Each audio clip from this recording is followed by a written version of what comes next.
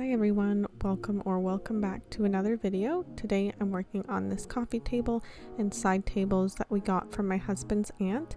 She had refinished them herself but wasn't happy with how they turned out, so she just decided to give them to me and she bought new ones. So I will definitely take anything that's free, and these are really great quality solid wood, but you can see that the stain that she used is quite splotchy. There's a lot of spots that are missing. The top coat that she used kind of built up in the corners. It's a little bit hard to see there, but it's kind of built up in the corners, so we're gonna have to sand that off.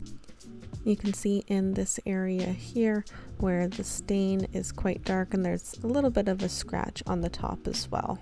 Along the side of the one side table, you can definitely see where the stain is not applied evenly and not applied in the little crevices of these side tables.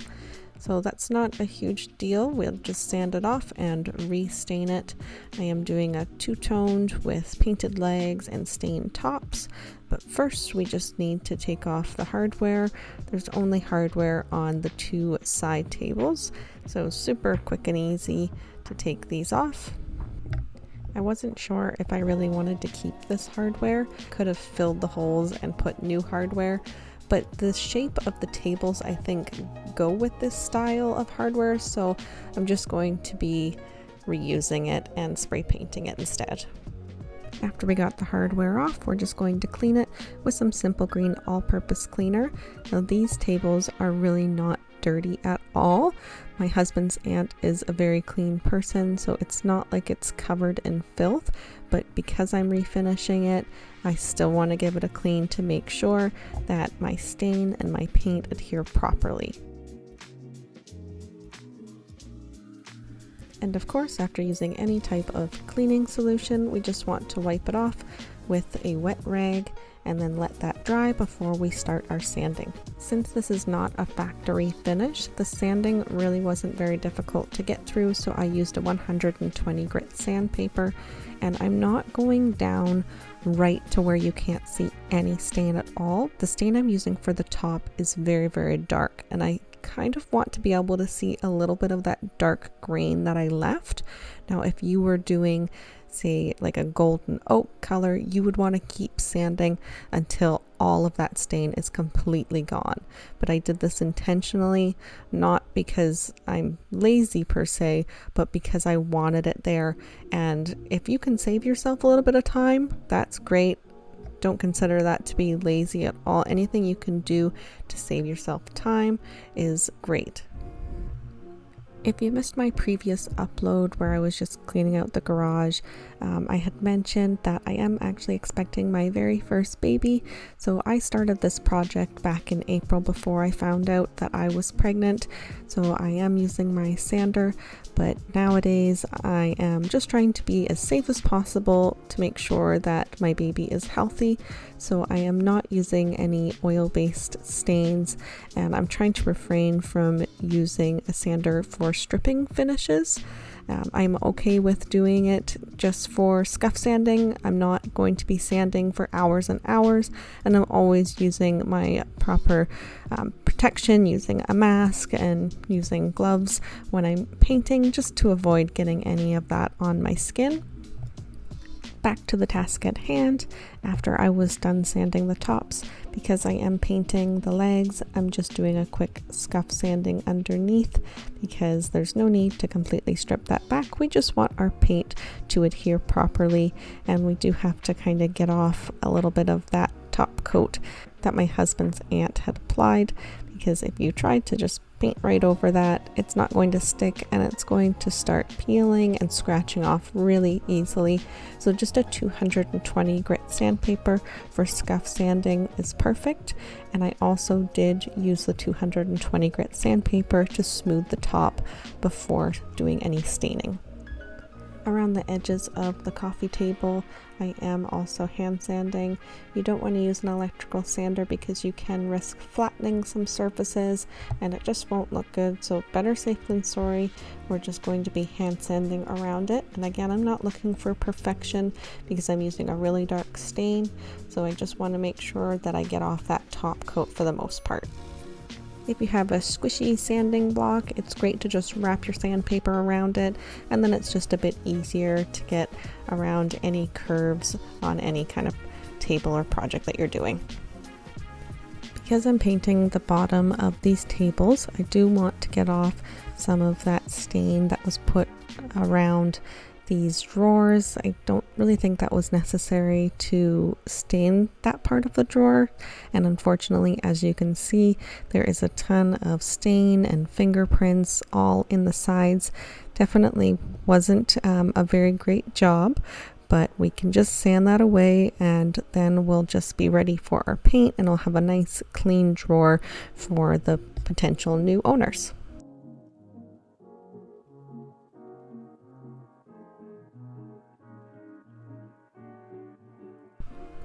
Once all that sanding's done, I'm just taking my vacuum to get rid of any loose dust before wiping it off with a damp rag. You want to make sure all that dust is gone. Using the vacuum before wiping it just makes your cloth or rag not as dirty as quickly. So just a little extra step, but I think it does save a little bit of time.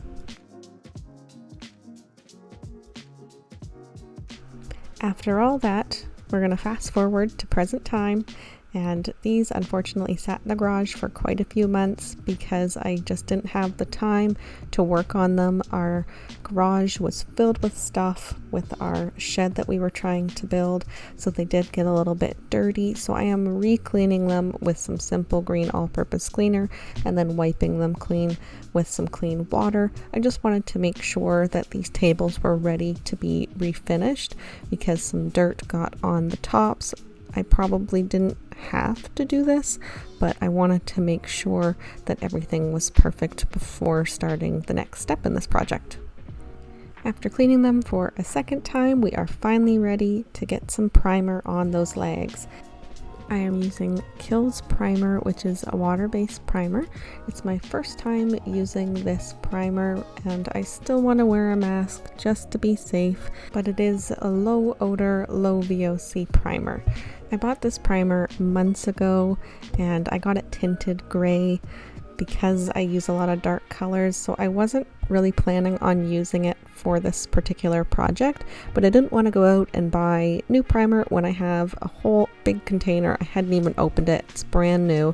So because I'm painting the legs white, preferably I would have had white primer, but again, I didn't want to go out and spend more money when I have perfectly good primer that's just tinted slightly gray. The reason I did that was for my dark colors because hopefully you don't have to apply as many coats of your dark color. With this, I had to do 3 coats of white, which I think is fairly typical with light colors. Like white, you usually have to apply a bunch of coats. So I don't think that I really used that much more white paint than I would have had I used a white primer. Now I sat here for a while contemplating what I was going to do with the inside of these tables.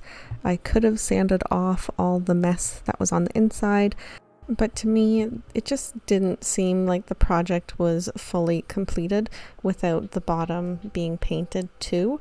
A part of me regrets doing this. It definitely was a lot more time consuming. I used a lot more product, but in the end, I don't regret it because I think it makes the project look a lot more finished and professional. I only did 1 light coat of primer, and that is just because there was stain on these legs that I didn't fully sand off. I wanted to make sure that it's going to block any stains since we are painting it white, and just 1 coat. It actually was a really good primer. I liked this primer. It went on great, and 1 coat was perfect. I didn't have any bleed through at all, and it just covered really well. So I definitely think I'll be using this primer in the future. I do still like my Zinsser's bin shellac based primer, but that stuff is really stinky and it is definitely not low VOC. So this is a good alternative, and hopefully in the future I will continue using it. And I just wanted to show you on the other coffee table how many fingerprints and stain there was. And on the large coffee table, there was a huge spot in the corner. So I could have sanded it, but painting it really finished it off. So now I'm just doing the exact same thing to the large coffee table, just a light coat of primer. You don't want to do thick coats of paint or primer. You'll end up with more brush strokes and just more of a chance of having globs in the corners and things like that. Especially with this coffee table, I had to make sure that I was constantly checking any corners or parts around the legs to make sure that there wasn't any paint or primer dripping. It was really easy to have that happen since it's not a very smooth surface. So just be cautious of that and make sure you're constantly looking back after you paint, because it can easily drip and it's easier for me to catch it before it dries. After our primer was dried, we are just using a sanding sponge to smooth out any spots where we might have had a little bit of texture going on. Overall, like I said, this primer was really great and it went on really smoothly. After any sanding, always should come a damp rag to wipe away any dust left behind. Finally, we are ready to paint. I am using Fusion mineral based paint in Casement. I haven't used this particular color before, but I have used Fusion paint. They do have a built-in top coat, but I don't really like the way that the paint feels afterwards, so I am planning on doing just a single layer of top coat on the legs. And it went on really nice. I do like this paint. It's a little bit more expensive than some of the other paints that I've used, but it is really great. And like I said, I had to do about 3 coats to get full coverage, which isn't too bad. That's about typical when it comes to white paint.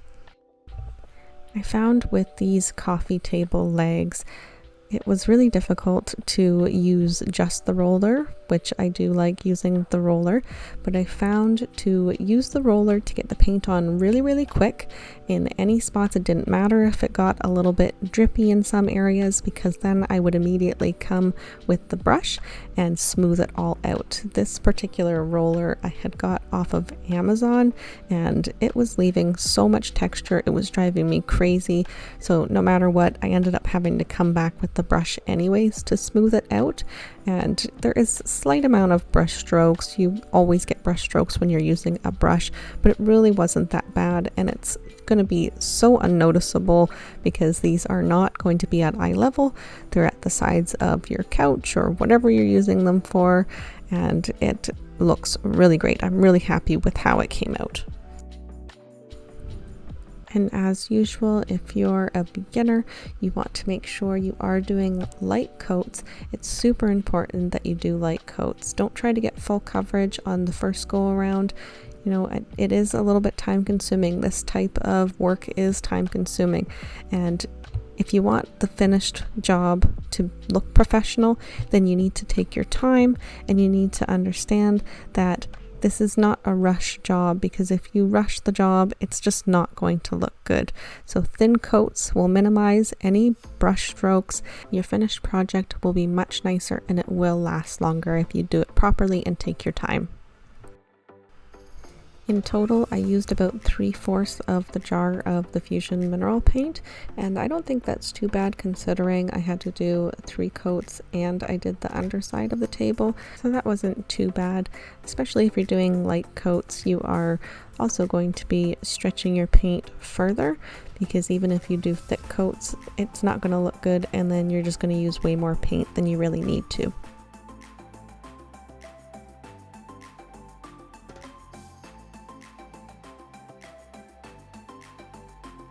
Once all my paint dried, I did come back with that sanding sponge just to smooth out any texture, and you want to make sure you are doing this between every coat of paint. That will just give you a smoother finish.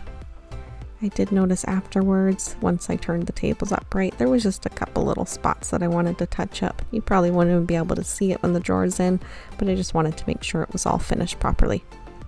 You know, I didn't have high hopes for this tape. I thought I was going to have a ton of bleed through, but I did try to kind of put the tape underneath of the table so that way any paint would kind of get stuck under as opposed to bleeding through, and it was so good. Like, you can see how clean those lines are. It actually looked really good, so I was really pleasantly surprised. And if you do have the choice where you can kind of squeeze your tape underneath of a surface, then definitely do it because it works. We are finally ready to stain, and I am using this salmon. I'm not sure if I'm pronouncing that right. It is a water-based stain, which I have in the color black, and I put some delicate tape around the edge of the table so that way I wouldn't get any stain on the painted surface.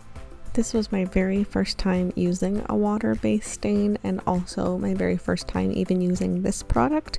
It was very different than oil-based stain. It dries so incredibly quick. I ended up realizing that I wasn't applying enough stain to my cloth because it was just drying so quickly that it would end up creating some streaks. So I would recommend to use way more than you think. Unlike oil-based stain, I think you don't want to use as much as you think because you can really stretch it. It doesn't dry as quick, so you have more of a work time to get it fully covered on your surface. But you want to make sure that you are working in really small sections, especially with water-based stain. This one, I don't know, maybe it's different than other water-based stains. It's my first time using a water-based stain, so this is just my experience with this particular product, to use way more than you think, so that way you have more of a work time to make sure you're evenly covering it before wiping back the stain with a clean rag. After I did the top of the small table, that's when I realized that I was not applying enough. I thought I was applying a ton. Like, it just came out really quick and I was like, oh no, I put way too much, but nope, it wasn't enough. You need to have that surface soaking wet with stain, or else you're going to end up getting streaks with this product. So I did end up having to add even more to the top because it just wasn't looking the way that I wanted it to, because of the fact that as soon as I applied it, it dried almost instantly, and then I didn't have any work time to be able to spread it and get it into those wood grains, because I found that it wasn't getting into the wood grain as much. Apparently water-based stain, it doesn't make the pores of the grain open, so it just really needed to be worked in, and it wasn't doing that with the very little amount of stain that I was using, I guess. With any type of stain, you want to make sure that you are wiping the stain off in the direction of the wood grain. This also helps to minimize any streaking that can happen, and you want to make sure you are applying the same amount of pressure throughout the entire top of the table. This is super important. I did have to apply a little bit in the corner because I must have pushed just a little bit harder than the rest of the table. Unfortunately, I got distracted and thought I had my camera turned on for the first half of the large coffee table, but I didn't. So you can see that I did end up doing around the table first for the larger one, and then I did half of it, and then I started doing the other half. Because it dries so quickly, work in small sections, and then I just tried to get that to match a little bit in the center. You can see where the color is slightly different, and that's also because the one side is more dry than the other. So I'm hoping once I go back out into the garage that it's going to look even and we'll be ready for our top coat. In hindsight, maybe I should have done it lengthways instead of half and half, but that didn't even matter because I was having troubles with the stain. I definitely would not buy it again. If you have used this and you have any tips, please let me know in the comments below. I will not be buying this again. I just really wasn't happy with it. I even tried using a sponge, but you'll see in a moment why I ended up just not liking this product at all.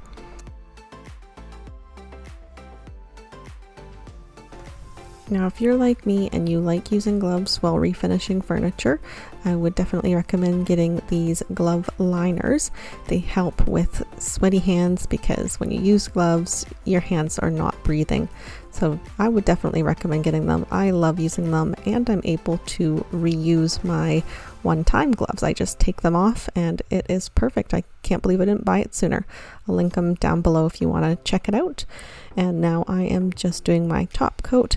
I only did one top coat on the legs because Fusion has a built-in top coat, and I don't really think that they're going to be getting a lot of use as long as you're careful with moving your coffee table around.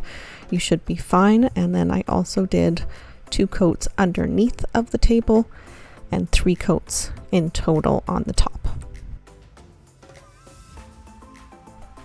So this is the very first top coat after letting the stain dry. I let it dry for way longer than it needed to, days, because I just didn't feel like getting out into the garage and doing it. So it was fully dry, but this is where my issue arose, is the stain just started coming off on my sponge.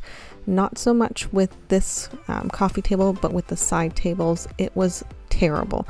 And I really don't understand why, because it was not coming off on a dry cloth, but you can see that the finish, it just looks awful. It doesn't look stained to me. It looks patchy and terrible. So what I ended up doing off camera was applying another coat of stain over top of the first coat of top coat. And it basically ended up just painting it. This wasn't even stained anymore. It looks painted, and I was so over it at this time. So I just ended up doing one more coat, which ended up working perfectly, because then when I applied more coats of top coat, my total 3 coats, no stain came off at all. So I don't know what happened. Let me know in the comments below if you have any suggestions. I would really like to continue using some water-based stains, but so far this one, not good. And you'll see that I did feel the top of the table, and it was super smooth, so I didn't think that there was a need to sand with a light sanding sponge. When I use oil-based stains, it makes the grain raise, so then you do want to sand in between your top coats, but this was really smooth, so I just went ahead and did my total 3 top coats. This project really tested my patience. I was seriously over it. I'm so happy it's done. But my final last touches are using Big Mama's butter in Orange Grove. This stuff smells so good, and it's just going to freshen up the insides of the drawers and also make them slide smoothly, and it doesn't hurt to do it to the inside of the drawer slides as well. Off camera, I did have my husband spray paint the hardware, so now we're finally ready to take another look at the before, and now here's the after.